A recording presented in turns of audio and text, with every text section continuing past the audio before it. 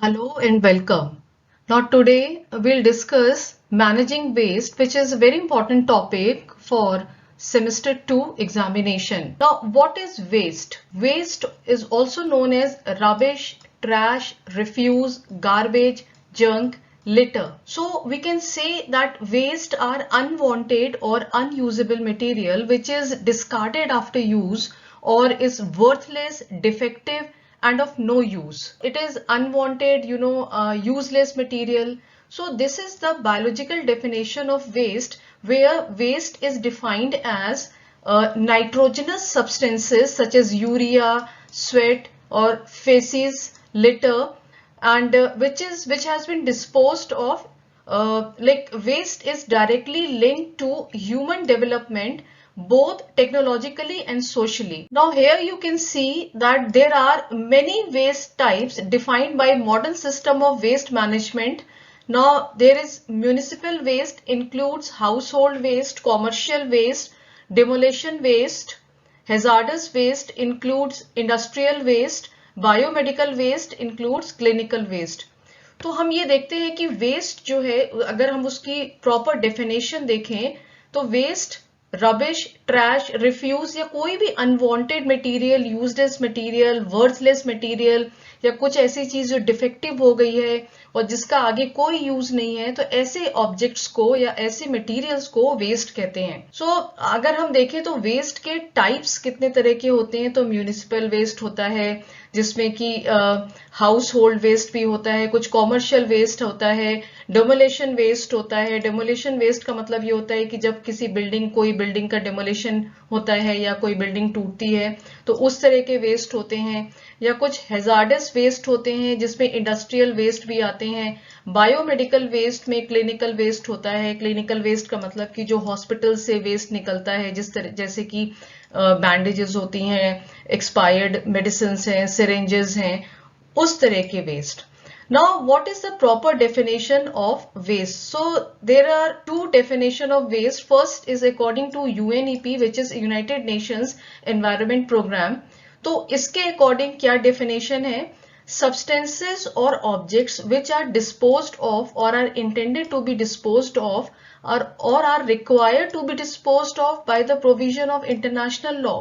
तो international law के according कुछ ऐसे सब्सटेंसेस या ऑब्जेक्ट्स जिनको हमें डिस्पोज करना है या जो डिस्कार्ड करना है, या जो इस तरह के मटेरियल जिनका आगे कोई यूज नहीं है, जिनकी कोई रिक्वायरमेंट नहीं है, ऐसे मटेरियल्स को हम वेस्ट कहते हैं.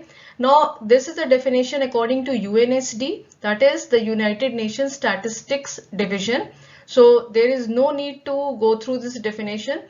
ये definition को याद करने की कोई जरूरत नहीं है. अगर आपको एग्जाम में डेफिनेशन आती है तो आप ये वाली डेफिनेशन लिखिएगा कि waste is unwanted, unusable material which is discarded, worthless, defective, and it is also known as rubbish, trash, refuse, garbage, junk or litter. Now next is the classification of waste. Waste के classification अलग अलग तरह से define किए गए हैं. इस पे जो सबसे पहले classification है, this classification is according to the states of matter. जैसा कि हमको पता है कि सॉलिड, लिक्विड और गैस, ये तीन तरह की स्टेट्स होती हैं, तो उसी के अकॉर्डिंग वेस्ट के भी तीन टाइप्स हैं: solid waste, liquid waste and gaseous waste. Now next come to the solid waste. So solid waste includes domestic garbage and other waste in solid state of matter, that is food leftover, decaying fruits and vegetables, and articles like cans, bottles, plastics, wrappers, body parts of dead animal. It can also originate from the industries, hospitals, restaurant, office, malls, etc. Solid waste एक बहुत ही broad category है जिसमें कि सब तरह के domestic waste, जैसे कि लेफ्ट ओवर फ्रूट्स हैं, लेफ्ट ओवर वेजिटेबल्स हैं, फ्रूट और वेजिटेबल्स की पील्स होती हैं जो ऊपर के कवर होते हैं, रॉटन फ्रूट्स, वेजिटेबल्स हैं, या कुछ इस तरह के आर्टिकल्स जो हैं जैसे कैंस होते हैं, बॉटल्स हैं, प्लास्टिक रैपर्स हैं, ये सारे आर्टिकल्स या इस तरह के जो ऑब्जेक्ट्स या मटेरियल्स होते हैं वो सॉलिड वेस्ट में आते हैं.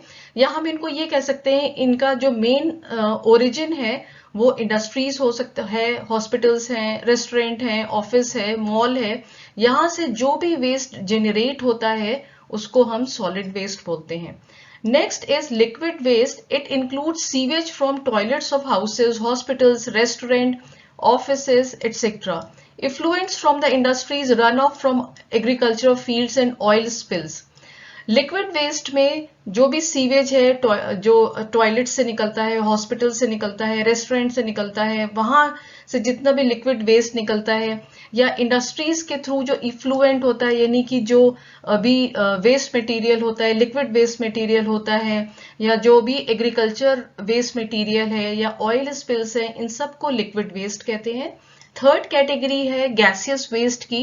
सो these are mainly the gaseous pollutants. ये गैसियस पॉल्यूटेंट्स होते हैं which release mainly from the exhaust from automobile chimney of factories, brick kilns, burning of garbage, thermal power plants. Gaseous waste basically जो pollutants होते हैं जिनकी वजह से pollution होता है, और ये ऑटोमोबाइल के एग्जॉस्शन में से निकलते हैं, जो फैक्ट्रीज में चिमनीज होती हैं उसके थ्रू जेनरेट होते हैं, ब्रिक किल्स जो होती हैं, जो ईंटों के भट्टे होते हैं उससे निकलते हैं, गार्बेज की बर्निंग होती है, थर्मल पावर प्लांट्स हैं, इसके थ्रू जो भी गैसेस रिलीज होती हैं उसको गैसियस वेस्ट कहते हैं। And the gases release are mainly, अब कौन कौन सी गैसेस रिलीज होती हैं? कार्बन डाइऑक्साइड है, कार्बन मोनोऑक्साइड है, oxides of sulphur and nitrogen है, मीथेन है, हाइड्रोकार्बन, CFC, क्लोरोफ्लोरोकार्बन्स, ये सब जो हैं वो गैसियस वेस्ट में आती हैं। तो ये जो क्लासिफिकेशन था, जो फर्स्ट क्लासिफिकेशन हमने पढ़ा, वो स्टेट ऑफ मैटर के अकॉर्डिंग था, solid waste, liquid waste and gaseous waste.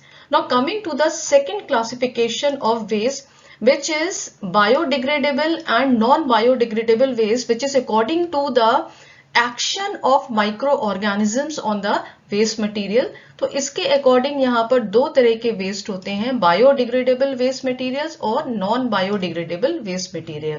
जैसा कि डेफिनेशन से पता चल रहा है कि बायोडिग्रेडेबल का मतलब होता है waste that can be degraded और broken down through microbial activity. ये बहुत इंपॉर्टेंट चीज है कि उस तरह के वो वेस्ट जो माइक्रोबियल एक्टिविटीज के थ्रू, माइक्रोबियल एक्टिविटीज का मतलब है कि फंजाई या बैक्टीरिया की जो एक्शन होता है उसके थ्रू उनका डिग्रेडेशन होता है, या वो अलग अलग छोटे छोटे पार्ट्स में, सिंपलर पार्ट्स में ब्रेक हो जाते हैं.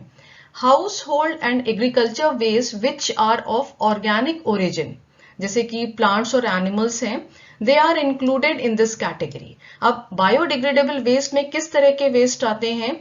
जो हाउस होल्ड वेस्ट है, हाउस होल्ड वेस्ट जैसे कि हमने पढ़ा कि मेनली सॉलिड वेस्ट होते हैं और एग्रीकल्चर वेस्ट होते हैं. जो ऑर्गेनिक, जिनका जो नेचर होता है वो ऑर्गेनिक होता है, यानी कि जो वेस्ट प्लांट्स और एनिमल्स के थ्रू जनरेट होते हैं वो इस कैटेगरी में आते हैं. And these waste do not cause harm to the environment. ये एनवायरमेंट फ्रेंडली होते हैं, मतलब कि ये एक सर्टेन पीरियड ऑफ टाइम के बाद डिग्रेड हो जाते हैं as they decompose and mix with the natural ecosystem. और डिग्रेडेशन के बाद ये नेचुरल इकोसिस्टम में मिक्स हो जाते हैं and they can be compose and converted into biomanure. और इस तरह के जो बायोडिग्रेडेबल वेस्ट मटेरियल्स होते हैं उनको हम बायोमैन्योर में भी कन्वर्ट कर सकते हैं. तो हम ये कह सकते हैं कि बायोडिग्रेडेबल वेस्ट बेसिकली वो वेस्ट होते हैं जिसमें ऑर्गेनिक मैटर होता है, और इसके बाद which can be broken down into carbon dioxide, water, methane और simple organic molecules by the action of micro organisms or other simple molecules by the action of microorganisms and other living things, जैसे कि composting में, aerobic digestion, इस तरह के simpler process के through ये convert या decompose हो जाते हैं. बायोडिग्रेडेबल वेस्ट में पेपर है, wood, vegetables, food waste, leaves, plant products, ये सारी चीजें आती हैं. या हम ब्रॉडली कह सकते हैं कि जो भी सॉलिड वेस्ट होता है जो हमारे घरों से निकलता है वो बायोडिग्रेडेबल वेस्ट होता है. And second is non biodegradable waste material which can not be degraded और broken down through the action of microbial activities like fungi, bacteria, and they are known as non biodegradable waste material. And इस तरह के जो waste materials होते हैं इसमें petroleum, plastic, synthetic pesticides, thermocol, ये सारी चीजें आती हैं। And non biodegradable waste persist in the environment for a long time. इस तरह के जो नॉन बायोडिग्रेडेबल वेस्ट मटेरियल होते हैं, जो माइक्रोबियल एक्टिविटीज के थ्रू जिनका डिग्रेडेशन नहीं होता है, और ये एनवायरनमेंट में बहुत लंबे टाइम तक परसिस्ट करते हैं, यानी कि वो रहते हैं, एंड दे गेट बायोमैग्नीफाइड, और इनका बायोमैग्निफिकेशन होता है, यानी कि ये फूड चेन में इनका एक्यूमुलेशन होने लगता है, and they become toxic and cause health problems, और ये टॉक्सिक हो जाते हैं और हेल्थ प्रॉब्लम्स क्रिएट करते हैं। Now the third classification of waste according to the source of origin. Source of origin का मतलब है कि जो वेस्ट मटेरियल कहाँ से प्रोड्यूस होते हैं, इनका सोर्स ऑफ ओरिजिन क्या है। तो सबसे पहले domestic waste. Now waste generated due to domestic activities are called domestic waste and originate from our house. अब कुछ एग्जाम्पल जैसे हमने पढ़ा यहाँ पे कि जो सॉलिड वेस्ट होते हैं यही डोमेस्टिक वेस्ट की कैटेगरी में आते हैं, जैसे कि लेफ्ट ओवर फूड मटेरियल में फ्रूट्स हैं, वेजिटेबल पील्स हैं, bits of paper packets, bottle, cans, glass pieces, metals, rags, ये सारी चीजें जो हैं वो डोमेस्टिक वेस्ट में आती हैं। सेकेंड कैटेगरी है वेस्ट की industrial waste according to the origin. Industrial waste generated from various types of small and large scale industries are called industrial waste। अब इन इंडस्ट्रियल वेस्ट में किस तरह के इंडस्ट्रीज, जैसे कि केमिकल इंडस्ट्रीज होती हैं जिससे लेड और मरकरी, आर्सेनिक ये रिलीज होता है, पेंट इंडस्ट्री है, सैंड पेपर, फ्लाई ऐश, ये सारी चीजें जो हैं वो इंडस्ट्रियल वेस्ट होती हैं। और अगर हम देखें कि किस तरह की इंडस्ट्रीज के थ्रू ये वेस्ट प्रोड्यूस होते हैं, तो ये इंडस्ट्रीज हैं food processing unit, paper industry, textile industry, petroleum industry, chemical industry, metal industry, cement industry and nuclear reactor. So industrial waste is the waste produced by industrial activity. Industrial activities में ये जितनी भी industries हैं इसके through जितने भी waste है, और भी बहुत सारी इंडस्ट्रीज हैं, but these are few industries mentioned over here. Release effluent and they release waste material after the manufacturing process। तो ये जो वेस्ट मटेरियल मैन्युफैक्चरिंग प्रोसेस के बाद जो रिलीज होते हैं जो प्रोड्यूस होते हैं उनको इंडस्ट्रियल वेस्ट कहते हैं। Now the third category according to the site of origin is agriculture waste. So agriculture waste की अगर हम बात करें, these are generated from the farming activities, include crop residue, husk, straw, wood waste, sand dust, molasses, coconut waste product, nut shell, fruits हैं, vegetable peels हैं, manure, pesticides, insecticides, ये जितने भी वेस्ट मटेरियल जो एग्रीकल्चर एक्टिविटीज के through produce होते हैं। Now most of these waste are organic in origin. ये जितने भी जो मैक्सिमम वेस्ट होते हैं वो ऑर्गेनिक नेचर के होते हैं और and can be composed and used as biomanure. तो इनका एक एडवांटेज ये है एग्रीकल्चर वेस्ट का कि इनको हम बायोमैन्योर के फॉर्म में कन्वर्ट कर सकते हैं। However chemical fertilisers and pesticides leave harmful residue on the soil and have harmful consequences on the environment।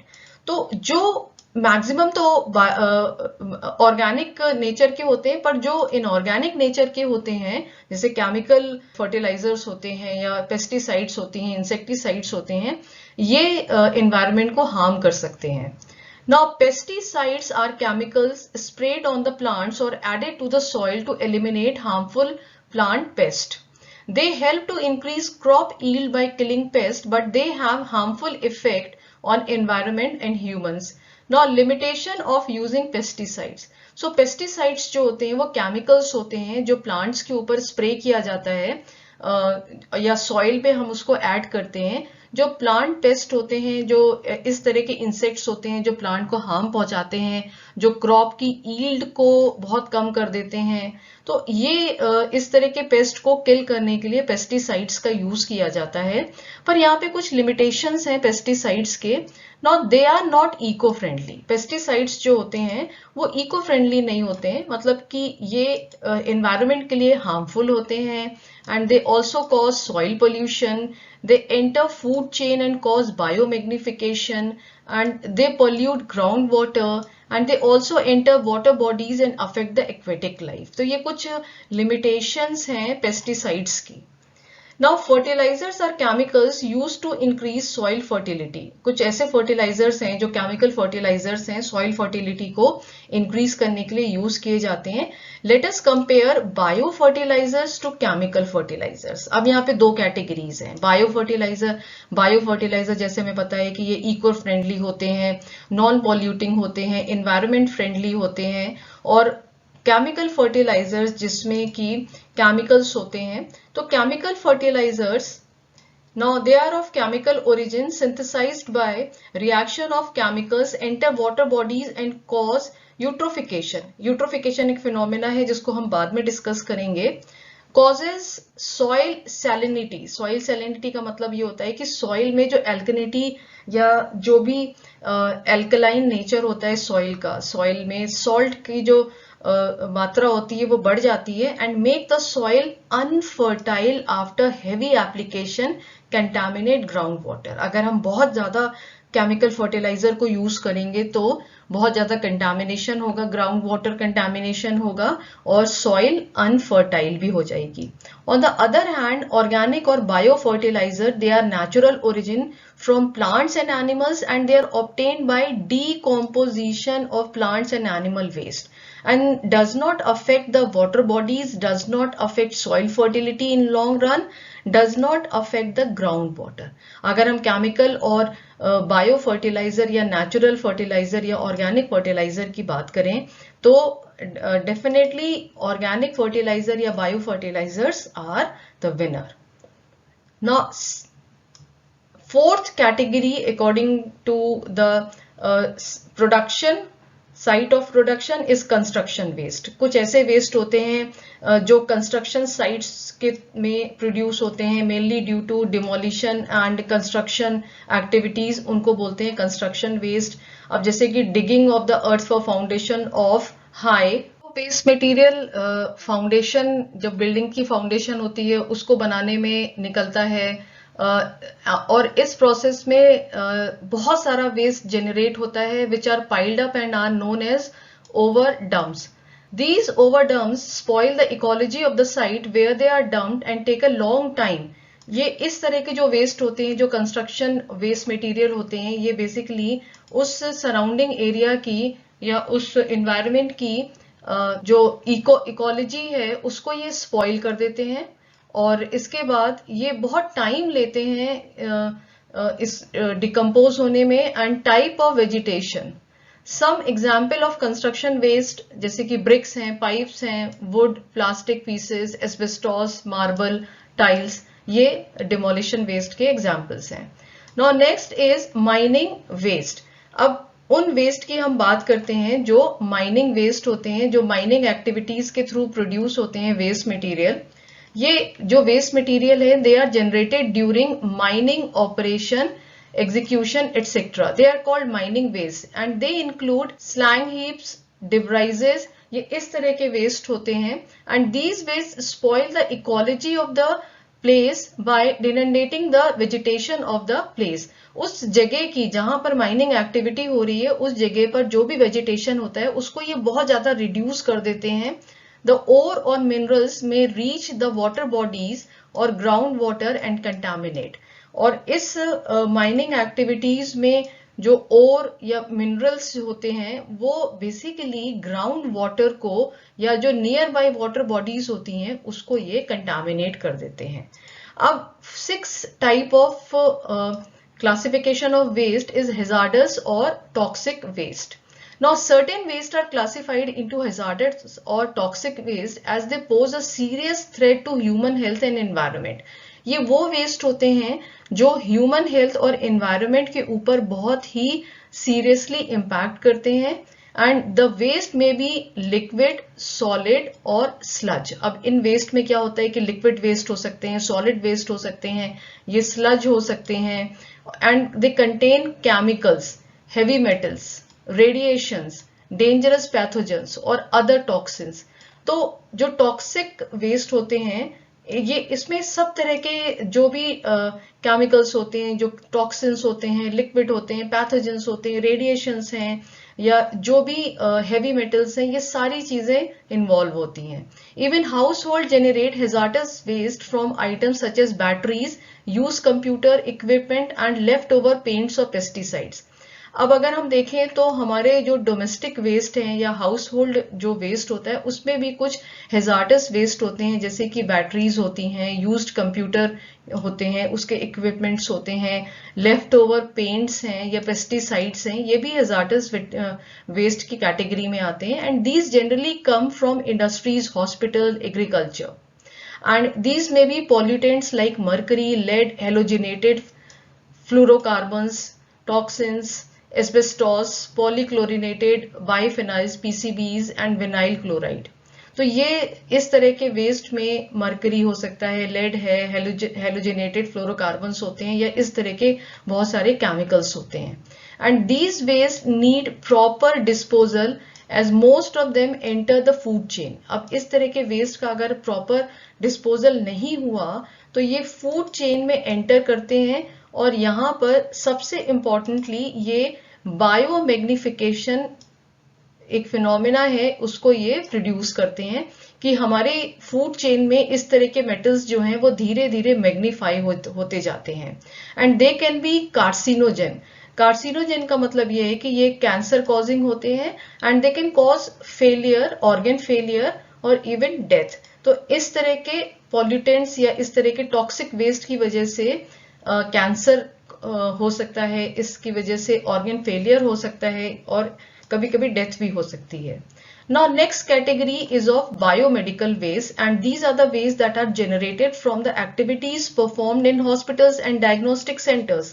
Hospital, nursing home या जो क्लिनिक्स होते हैं, डायग्नोस्टिक सेंटर होते हैं, यहाँ से जो भी वेस्ट रिलीज होता है, प्रोड्यूस होता है, जैसे सिरिंजेस होती हैं, नीडल्स हैं, प्लास्टिक बॉटल्स हैं, bandage, cotton, gloves, plaster, pathological waste जैसे ब्लड है, टिश्यू पार्ट्स हैं, बॉडी पार्ट्स हैं, बॉडी फ्लूइड है, इस तरह के जो वेस्ट जनरेट होते हैं वो बायोमेडिकल वेस्ट होते हैं। तो ये जो बायोमेडिकल वेस्ट होते हैं ना, these waste need proper disposal because they may carry diseases along with the pathogens and they have the potential of spreading diseases. तो ये जो waste material, biomedical waste material होते हैं, इनको बहुत ही प्रॉपरली इनको डिस्पोज ऑफ करना चाहिए क्योंकि इनके थ्रू बहुत सारी डिजीजेस भी हो सकती हैं। Next category is e waste और electronic waste. Now electronic waste में क्या होता है कि एनी ब्रोकन और अनवांटेड इलेक्ट्रिकल और इलेक्ट्रॉनिक अप्लायंसेज, ऐसे इलेक्ट्रॉनिक अप्लायंसेज में टीवी है, मोबाइल है, इस तरह की चीजें होती हैं। Since these waste components of such equipment are toxic and contain substances like lead, mercury, cadmium। अब इस तरह के जो ई वेस्ट होते हैं उसमें लेड हो सकता है, मर्करी हो सकता है, कैडमियम हो सकता है and they are non biodegradable. सबसे इंपॉर्टेंट ये है कि ये नॉन बायोडिग्रेडेबल होते हैं and they remain in the environment until disposed by a suitable method. जब तक हम इनको किसी सूटेबल मेथड के थ्रू डिस्पोज ऑफ नहीं करेंगे तो ये throughout the life environment में रहते हैं। The IT companies are major contributor of such type of waste material. जो IT कंपनीज होती हैं वो मेजर कॉन्ट्रीब्यूटर हैं इस तरह के वेस्ट मटेरियल के लिए। Now the next category of waste is radioactive waste and radioactive waste are the most hazardous waste and need to be handled carefully as they remain dangerous for thousands of years and they are generated from X-ray machine in hospitals and airports, nuclear power plant from diagnostic and treatment of certain diseases in hospitals and diagnostic center।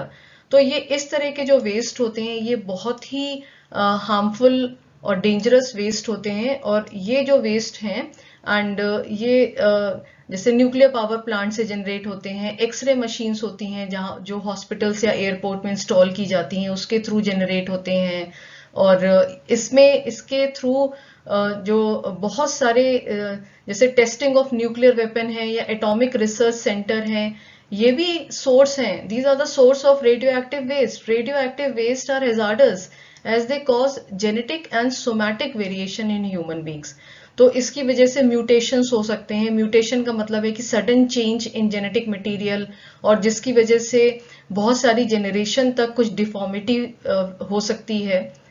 तो ये जो है बहुत ही dangerous waste material होते हैं, radioactive waste. Now coming to the impact of waste accumulation. अगर waste का accumulation होता रहा, अगर वेस्ट का हमारे सोसाइटी में वेस्ट ऐसे ही इकट्ठा होते रहे, तो उसका क्या इम्पैक्ट होगा हमारी सोसाइटी पर, हमारे एनवायरमेंट पर।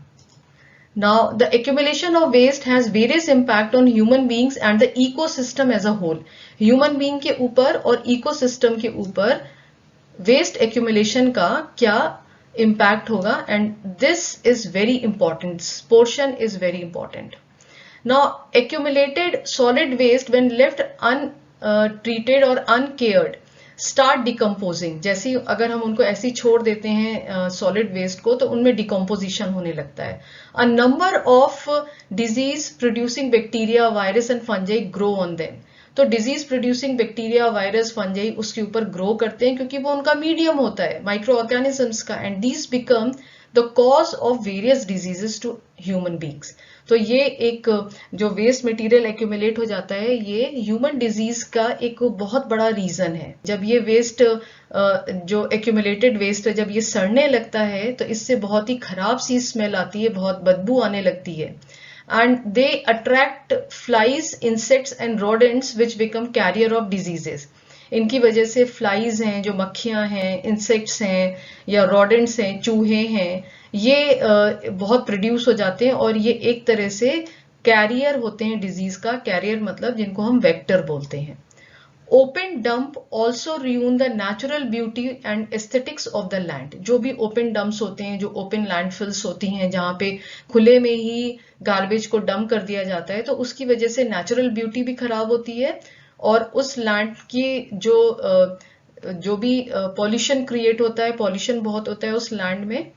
The toxic chemicals cause soil and water pollution. ये जब भी वेस्ट एक्यूमुलेशन होता है, उसके थ्रू जो केमिकल्स रिलीज होते हैं, वो सॉइल और वाटर पोल्यूशन का रीजन होते हैं। And when they reach ground water, तो जब ये ग्राउंड वाटर में पहुंचते हैं, तो ग्राउंड वाटर को भी कंटामिनेट करते हैं and they enter the food chain. तो ये फूड चेन में एंटर करते हैं, they cause disease and death of organisms.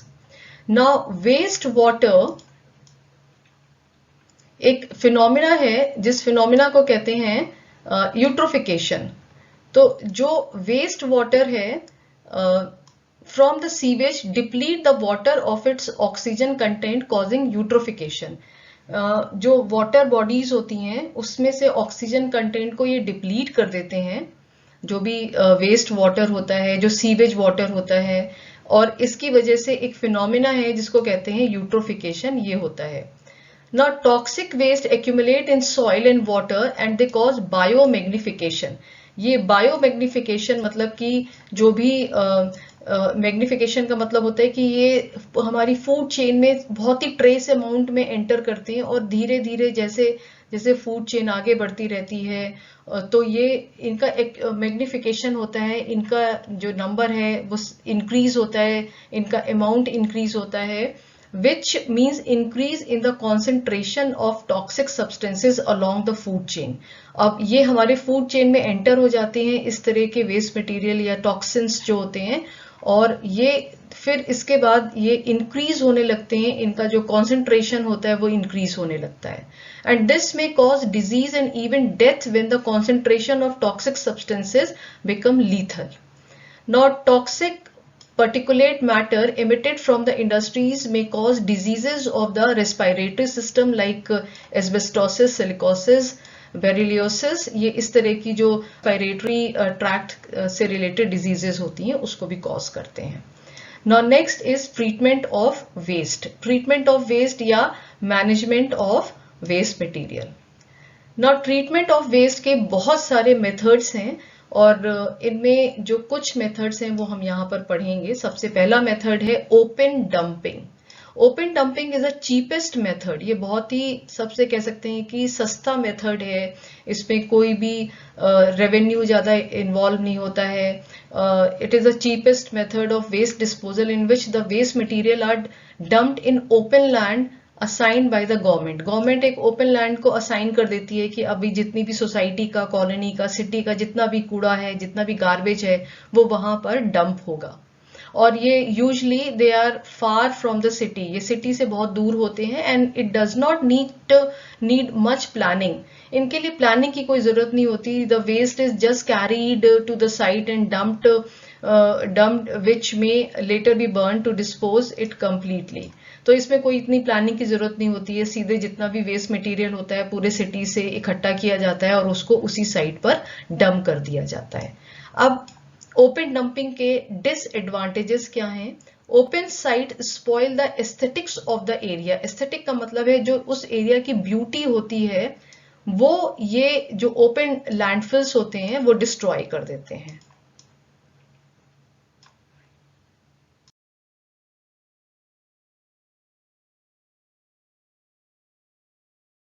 Open dumping का सेकेंड डिसएडवांटेज ये है कि it becomes breeding ground for insects and rodents. Third disadvantage is they give out foul odour which when the waste start rotting. जब waste का जब सड़ना शुरू होता है तो बहुत ही खराब स्मेल आनी शुरू हो जाती है. And the burning of the waste in open dump cause air pollution. अगर हम वेस्ट को खुले मैदान में अगर उसकी बर्निंग करेंगे, उसको जलाएंगे तो उससे एयर पोल्यूशन होता है. And during rainfall, the waste may be carried to nearby water bodies and contaminate them. जब भी बारिश होती है तो उससे क्या होता है कि ये जो ओपन वेस्ट है जो यहाँ पे इकट्ठा हुआ है वो आसपास की वाटर बॉडीज में इकट्ठा हो जाता है और कंटामिनेट कर देता है. Now, the second method is landfills. So landfills, as the name suggests, is a method where the land is dug up, filled with waste and covered with soil again. Landfills का मतलब होता है कि ये यहाँ पर बहुत बड़े बड़े गड्ढे खोदे जाते हैं और जो भी वेस्ट मटेरियल होता है उसको इन गड्ढों में डाल दिया जाता है और इसके ऊपर उसको मिट्टी से कवर कर दिया जाता है.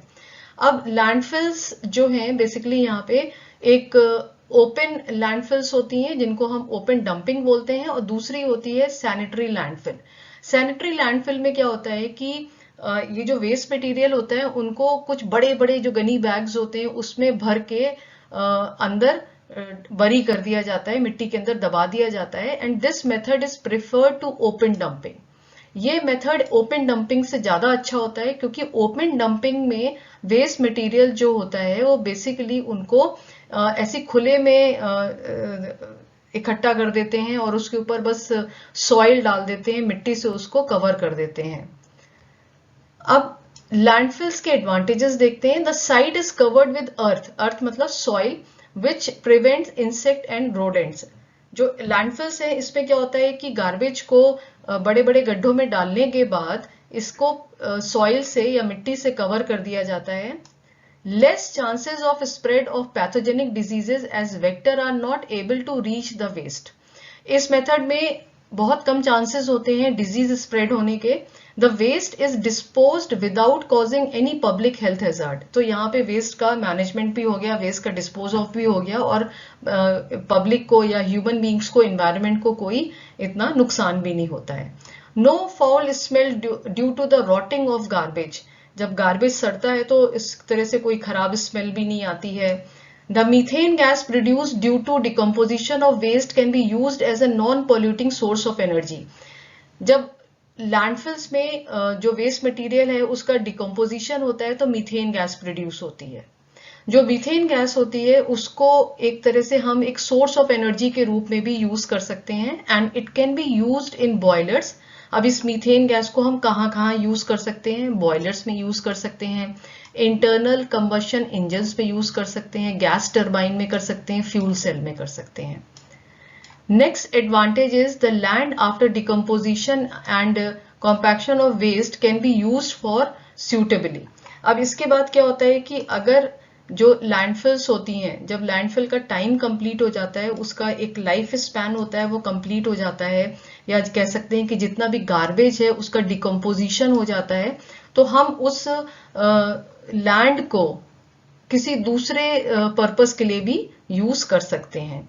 Now next is disadvantages of landfills. Now methane and carbon dioxide are two major gases. यहाँ पे जो landfills में जो gases produce होती हैं वो मीथेन और कार्बन डाइऑक्साइड होती हैं from the decomposition of organic fraction of solid waste in the landfill. तो अब जो मीथेन गैस है which has a 21-fold global warming, जैसा कि हमको पता है कि methane gas is a major greenhouse gas और इसकी वजह से ग्लोबल वार्मिंग भी होता है, and it is very global warming potential compare to carbon dioxide. Carbon dioxide और मीथेन दोनों ही प्रोड्यूस होती हैं और दोनों ही ग्रीन हाउस गैसेस हैं जिनकी वजह से ग्लोबल वार्मिंग होती है. And landfills have been implicated as a largest source of atmospheric methane in the world. अगर हम लार्जेस्ट सोर्स ऑफ मीथेन की बात करें तो वो लैंडफिल्स होते हैं, leading to a natural phenomena called global warming. और methane gas is directly responsible for global warming. Now next disadvantage is, apart from global warming, traditional landfills like open dumps pose serious threat to aquatic environment. Global warming के अलावा जो open dumps होते हैं, जो open landfills होती हैं, उसकी वजह से एक्वेटिक एनवायरनमेंट को बहुत ज्यादा खतरा होता है. One of the greatest environmental concern associated with sanitary landfilling is the generation of leachate. During degradation process 1 ton of landfill solid waste generate about 0.2 meter cube of toxic leachate. Depending on the type of waste and seasonal climate, the leachate threatens the marine environment, enter the food chain and is lethal to some aquatic species. So जो leachate है basically ये कुछ इस तरह के materials होते हैं जो ग्राउंड वाटर को कंटामिनेट करते हैं, जो मेरीन इकोसिस्टम को, एक्वेटिक इकोसिस्टम को बहुत ज्यादा थ्रेट करते हैं. Now a landfill site may still produce leachate with a high concentration of ammonia for over 50 years after filling operation have ceased.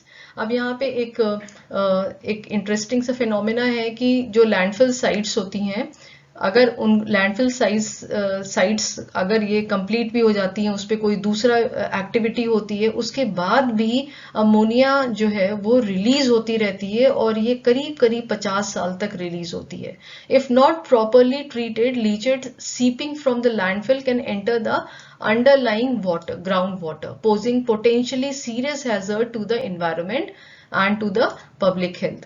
अगर इसको अच्छे से डिस्पोज ऑफ नहीं किया गया, प्रॉपरली इसको मैनेज नहीं किया गया, तो ये जो लीचेट होते हैं ये ग्राउंड वाटर में एंटर कर जाते हैं और हम ये कह सकते हैं कि ये ग्राउंड वाटर को कंटामिनेट कर देते हैं. The leachate often enters the agriculture field along with runoff during rainfall. जैसे जब रेनफॉल होता है तो ये जो लीचेट होते हैं जिसमें कि कुछ केमिकल्स भी होते हैं, ये एग्रीकल्चर फील्ड में मिक्स हो जाते हैं, सॉइल में मिक्स हो जाते हैं, and they enter the food chain and affect the health of human beings. Now, sanitary landfills are not fit for human settlement because methane and carbon dioxide start coming out within 1 year with rapid decomposition of waste start. अब अगर हम ये कहते हैं कि open dumping से ज्यादा अच्छे सैनिटरी लैंडफिल्स होते हैं, पर इसका भी एक डिसएडवांटेज ये है सैनिटरी लैंडफिल का कि 1 साल के बाद, जब डिकम्पोजिशन होने के 1 साल के बाद भी वहां पर मीथेन और कार्बन डाइऑक्साइड गैसेस रिलीज होती रहती हैं. Now, sanitary landfills means disposal of solid waste in special structure called landfills, covering it with soil and isolating the waste from the environment until the waste is rendered innoxious through the biological, chemical and physical process of nature. Sanitary landfills require compaction of waste, daily covering of waste with soil or other material, and control and prevention of negative impacts on public health and environment. Now this is all about the sanitary landfill, which is very good as compared to the open dumping, and there must be at least 3 meters separation between the bottom of landfill and the underlying bedrock और ground water table. तो जब ये sanitary landfill बनाते हैं तो कम से कम ये ध्यान रखना चाहिए कि ग्राउंड वाटर टेबल और जो भी जितनी भी डिगिंग की है उसमें कम से कम 3 मीटर का एक सेपरेशन या गैप होना चाहिए। A secure hazardous waste landfill must have 2 impermeable liners and leachate collection system. जो भी इस तरह की लैंडफिल्स होती हैं जहाँ पे लीचेट वगैरह का रिलीज बहुत होता है, तो इसमें इम्परमेबल लाइंस बनाई जाती हैं जो लीचेट को कलेक्ट कर देती हैं। Now collected leachate is pumped to a treatment plant in order to reduce the amount of leachate in the fill and minimize the potential for environmental damage, and impermeable cap or cover is placed over a finished landfill. A groundwater monitoring system that includes a series of deep wells drilling in and around the site is also required. Now, so this is all about the collection of leachate in order to reduce the harmful impact of chemicals included in leachate. Now the third method is composting, which is also known as biological treatment. Now composting is a disposal method employed to the organic waste. It is the aerobic decomposition of organic waste with the help of microorganisms. The waste is converted into useful material which can be used as biomanure. तो ये जो composting है basically, जिसको हम biological treatment भी कहते हैं, इसमें क्या होता है कि जो भी ऑर्गेनिक वेस्ट मटेरियल होता है, जो गार्बेज में जितना भी ऑर्गेनिक पोर्शन होता है, उसकी एरोबिक डिकम्पोजिशन करते हैं माइक्रो ऑर्गेनिजम्स की हेल्प से। इसमें क्या होता है कि वेस्ट मटेरियल जो है वो यूजफुल मटेरियल जैसे कि बायो मैन्योर में कन्वर्ट हो जाता है। Coming to the advantages of composting, it is eco friendly method of disposal of waste. It is a cheap method, बहुत ही रीजनेबल इकोनॉमिक मेथड है। The waste is converted into humus which is a good bio fertiliser. Waste जितना भी होता है composting में वो humus में कन्वर्ट हो जाता है, and humus is a good bio fertiliser. No external energy or chemical required for the process of decomposition, क्योंकि ये जो decomposition process है ये aerobic process होता है और इसमें कोई भी external source of energy की requirement नहीं होती है, इसीलिए ये eco-friendly method है। And it does not require a large area for the disposal of waste. इस तरह कंपोस्टिंग में अगर हम देखें तो हमको बहुत ज़्यादा एरिया नहीं चाहिए, बहुत ही कम या बहुत ही लिमिटेड एरिया में भी डिकम्पोस्टिंग हो सकती है। Now next is disadvantages of composting. Biological treatment या कंपोस्टिंग के डिसएडवांटेजेस क्या हैं? This method can't be used for decomposition of non-biodegradable waste. तो ये बहुत ध्यान देने वाली बात है कि जो कंपोस्टिंग है वो सिर्फ बायोडिग्रेडेबल वेस्ट मटेरियल के ऊपर होती है, नॉन बायोडिग्रेडेबल वेस्ट मटेरियल के ऊपर नहीं होती है। And it is not suitable method for toxic, hazardous or biomedical waste. Composting toxic, hazardous और biomedical waste के लिए बिल्कुल भी suitable method नहीं है। And the process may result in foul smell. इस process के through क्या होता है कि बहुत ही खराब सी smell आती है। Now next method is vermicomposting. The term vermicomposting means the use of earthworm. यहाँ पर हम किसका यूज कर रहे हैं? अर्थवॉर्म का यूज कर रहे हैं for composting of organic residue. Earthworms can consume practically all kinds of organic matter. Earthworms जो होते हैं वो सब तरह के ऑर्गेनिक मैटर को कंज्यूम कर लेते हैं, and they can eat their own body weight per day. और इतना मैटर वो कंज्यूम करते हैं अपनी बॉडी वेट के बराबर पर डे। वो जो भी वेस्ट मैटर होता है या ऑर्गेनिक रेजिड्यू होता है उसको ये कंज्यूम कर लेते हैं। द एक्सक्रीटा मतलब कि जो कास्टिंग या जो कह सकते हैं कि जो भी वेस्ट मटेरियल होता है of the worm are rich in nitrate. जो भी वेस्ट मटेरियल है अर्थवॉर्म का वो नाइट्रेट रिच होता है। And available forms is potassium, phosphorus, potassium, calcium, magnesium. The compost takes about a month to get ready and is humus rich. ये जो vermicompost है उसको ऑलमोस्ट 1 month लगता है रेडी होने के लिए, and the compost takes about a month to get ready and it is very humus rich. Now it's containing water. अब इसमें क्या होता है, water, suitable nutrients. Vermicompost is an excellent nutrient rich organic fertiliser and soil conditioner. जो vermicompost है वो एक तरह से फर्टिलाइजर का भी काम करता है और सॉइल कंडीशनर का भी काम करता है. The earthworms also increase the soil aeration. जो अर्थवॉर्म्स होते हैं जिनको नेचुरल फार्मर्स भी बोलते हैं, वो सॉइल एरेशन को इंक्रीज करते हैं. The vermi compost also improves the water holding capacity of the soil, enhances germination, plant growth and crop yield. So these are the very good method. Now next is incineration. Next method is incineration, and incineration is the burning of waste at high temperature. Incineration जो method है basically वो non biodegradable waste material को dispose of करने के लिए use किया जाता है, जहां पर वेस्ट मटेरियल को बहुत ही हाई टेम्परेचर पर ट्रीट किया जाता है using high electric voltage in a close chambered. और ये जो क्लोज चेम्बर्स होते हैं इनको बोलते हैं incinerator. And this method is suitable for non-degradable and hazardous waste material from the industries and biomedical waste. तो ये जितने भी बायोमेडिकल वेस्ट होते हैं, इंडस्ट्रीज वेस्ट होते हैं, इंडस्ट्रियल वेस्ट होते हैं, नॉन डिग्रेडेबल वेस्ट मटेरियल होते हैं, उनके लिए ये मेथड यूज किया जाता है. Coming to the advantages of incineration, suitable for disposal of toxic and biomedical waste, suitable for disposal of non-biodegradable waste material which cannot be decomposed naturally. It reduces the space required for disposal of waste by conventional ways like open dumping and landfill. Incineration में क्या होता है कि space की requirement बहुत कम होती है and less time required for disposal. time भी बहुत कम लगता है. Suitable for disposal of large quantity of industrial waste. Industrial waste जो बहुत ही लार्ज क्वांटिटी में प्रोड्यूस होता है उसके लिए बहुत ही सूटेबल मेथड है. And after burning the left over material like gases और metal can be recycled.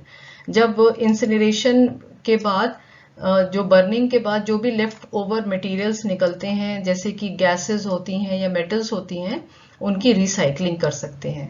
Now coming to the disadvantages of incineration, the installation, operation and maintenance cost is very high, requires a lot of energy to run the incinerator. जैसे हमको पता है कि incinerator में क्या होता है कि बहुत ही हाई टेम्परेचर प्रोड्यूस किया जाता है, तो इसकी वजह से बहुत ज़्यादा एनर्जी की रिक्वायरमेंट होती है.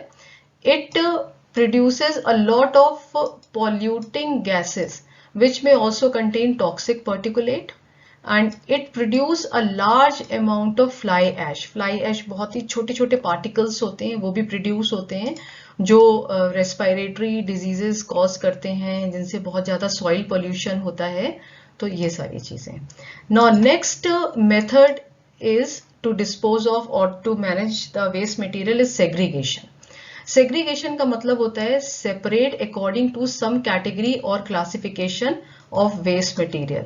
अब क्लासिफिकेशन जो सेपरेशन है उसके बहुत अलग अलग क्राइटेरिया हैं, जैसे कि हम वेस्ट को बायोडिग्रेडेबल, नॉन बायोडिग्रेडेबल में क्लासिफाई करते हैं या सेग्रीगेट कर दें, हैजार्डस जो डेंजरस मटेरियल होते हैं, रिसाइक्लेबल मटेरियल को अलग कर दें, रीयूजेबल मटेरियल को अलग कर दें, and they can be separated और segregated according to different bins. अलग अलग बिन्स में हम उनको सेपरेट कर सकते हैं.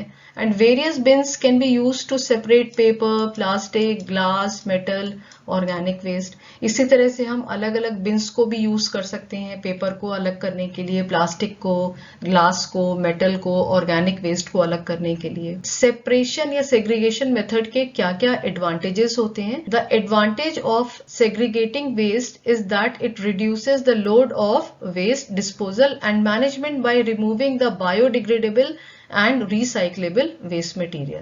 The non-biodegradable and hazardous waste can then be disposed appropriately. It makes the waste disposal easier and cost effective. ये जो segregation method है, इससे waste का जो separation है या disposal है बहुत easy है और ये बहुत cost effective है. It makes reduce, reuse, recycling of waste easier. Now next is bioremediation. Various products जो chemical products होते हैं generated by the modern technologies are posing a great threat to the natural breakdown processes and the natural mechanisms of maintaining ecological balance as they are complex in nature and are difficult to break down. जो बहुत सारे इस तरह जो modern technologies के through अब इस समय जो है वो मॉडर्न टेक्नोलॉजी का टाइम है और वेस्ट मटेरियल भी अलग अलग तरह से जनरेट हो रहे हैं जो नेचुरल मैकेनिज्म जिनको मेंटेन करना बड़ा मुश्किल होता है, मतलब जिनको मैनेज करना बहुत ही मुश्किल होता है और जो इकोलॉजिकल बैलेंस को बहुत ज़्यादा थ्रेट करते हैं, बहुत ज़्यादा नुकसान पहुंचाते हैं और क्योंकि इनका ब्रेकडाउन बहुत मुश्किल होता है. The application of biotechnology has helped in the environmental management such as hazardous contaminants by bioremediation. And this process is bioremediation की process को biorestoration या biotreatment भी कहते हैं. Now bioremediation involves the use of naturally existing microorganisms to speed up the breaking down of biological substances and degradation of various material. So bioremediation में क्या होता है कि जो नेचुरली एग्जिस्टिंग जो नेचुरली माइक्रो ऑर्गेनिज्म होते हैं उनको ब्रेकडाउन की प्रोसेस को स्पीड अप करने के लिए यूज किया जाता है. The basic principle of bioremediation is the breaking down of organic waste into simple organic compounds like carbon dioxide, water, salt and other harmless products. जो एक सिंपल सा एक प्रिंसिपल है बायोरेमिडिएशन का वो ये है कि जो कॉम्प्लेक्स ऑर्गेनिक वेस्ट होते हैं उनको सिंपल ऑर्गेनिक कंपाउंड्स जैसे कि कार्बन डाइऑक्साइड है, वाटर है, सॉल्ट है या और दूसरे जो हार्मलेस प्रोडक्ट्स हैं उसमें उनको कन्वर्ट किया जाता है.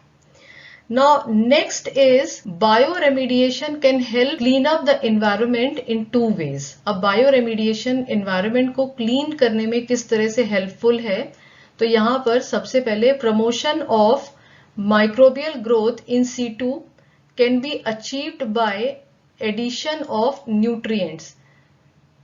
तो यहाँ पर सबसे पहले हम ये देखना है कि bioremediation किस तरह से environment को clean कर रहा है.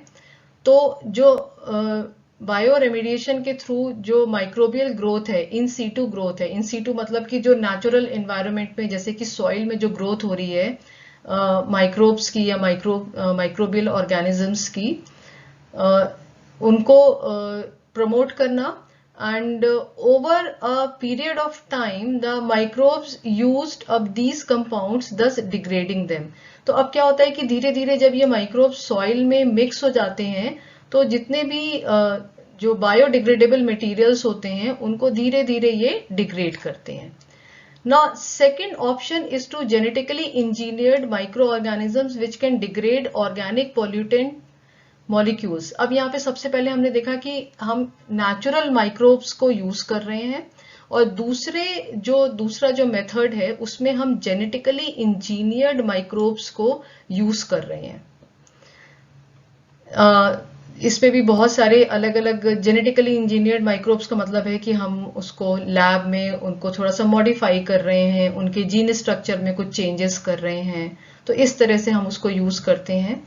And the next way, plants are also being used to clean up metal infested site.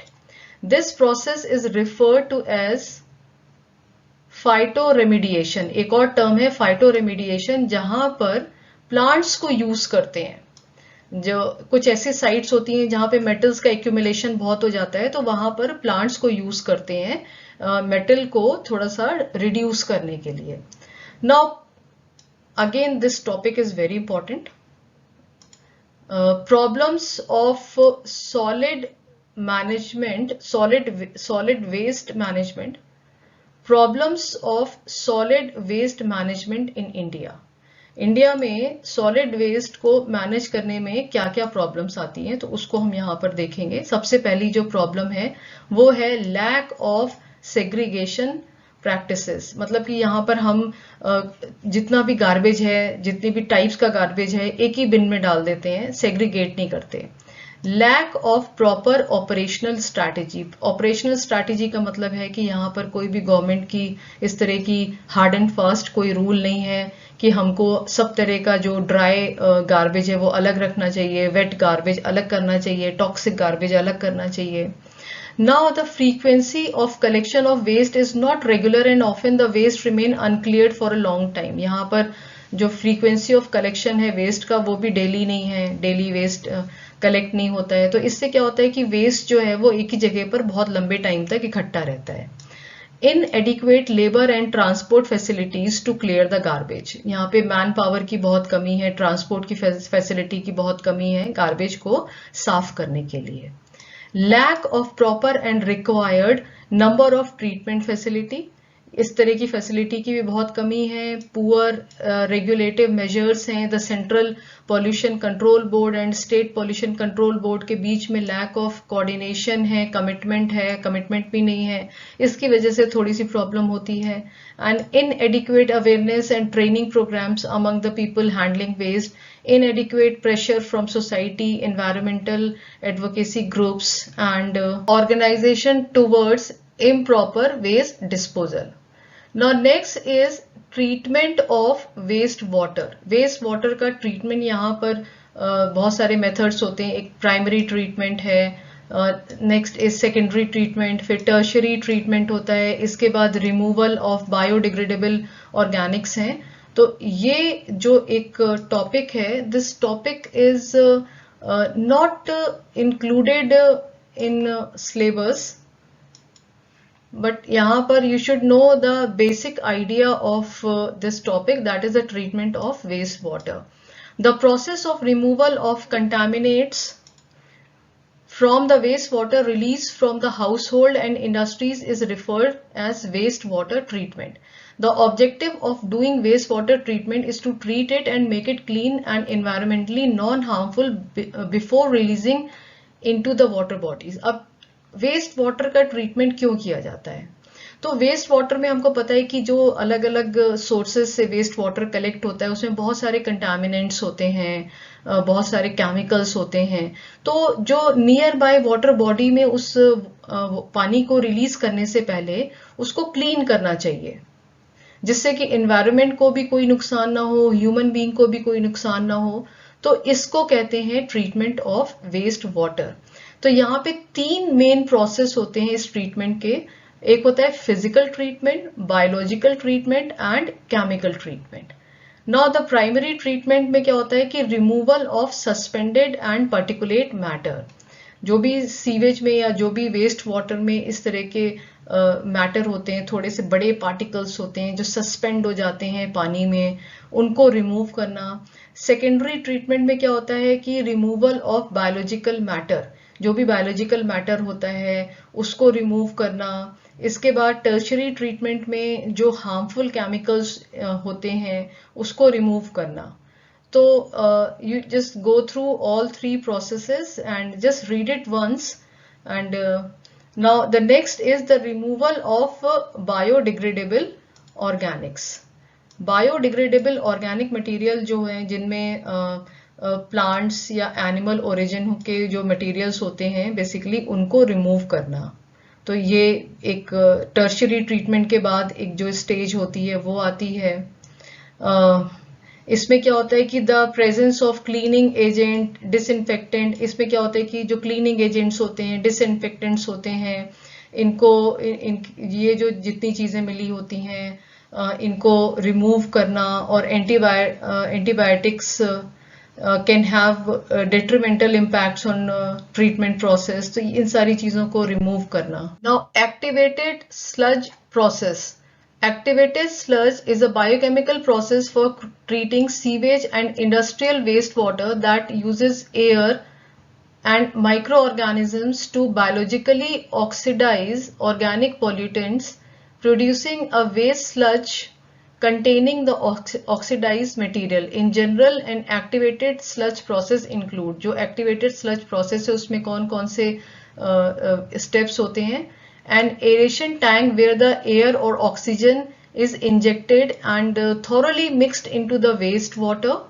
A settling tank, usually referred to as a clarifier or settler, to allow the waste sludge to settle. Part of the waste sludge is recycled to the aeration tank and the remaining waste sludge is removed for further treatment and ultimate disposal. तो short में हम ये कह सकते हैं कि activated sludge process is a type of waste water treatment process for treating sewage or industrial waste water using aeration and a biological floc composed of bacteria and protozoa. Now next is policies of waste dumping. So India is the first country that has made constitutional provision for the environment in order to manage hazardous waste, mainly solid, semi-solid and other industrial waste which are not covered by the Water and Air Acts, and also to enables the authorities to control handling, treatment, transport and disposal of waste is in an environmentally sound manner. Ministry of Environment and Forest, Government of India notify the hazardous waste management and handling rules. Now next is policies of waste dumping. तो ये कुछ government of India की policy है related to waste dumping, and this is just only you can read. Now coming to the objectives. यहाँ पर अगर हम Basil convention जो कि स्विट्जरलैंड में हुआ था उसको अगर उसके एम्स को देखें तो overall goal or aim of Basel Convention was to protect the human health and environment. The provision of the convention center around the following principle: the reduction of hazardous waste generation and the promotion of environmentally sound management of hazardous waste wherever the place of disposal, the restriction of transboundary movement of hazardous waste except where it is perceived to be in accordance with the principle of environmentally sound management, and a regulatory system applying to cases where transboundary movements are permissible. तो इसका ये मतलब है जो बसील convention था, the overall goal of the Basel Convention is to protect human health and the environment against the adverse effects that may result from the generation, transboundary movement and management of hazardous waste and other different types of waste. So students, that's all for this chapter, waste management, and just go through this chapter once again. Wish you all the best for your examination. If you haven't subscribed this channel, please subscribe, like, share in your class group. Till then, happy learning. Bye bye.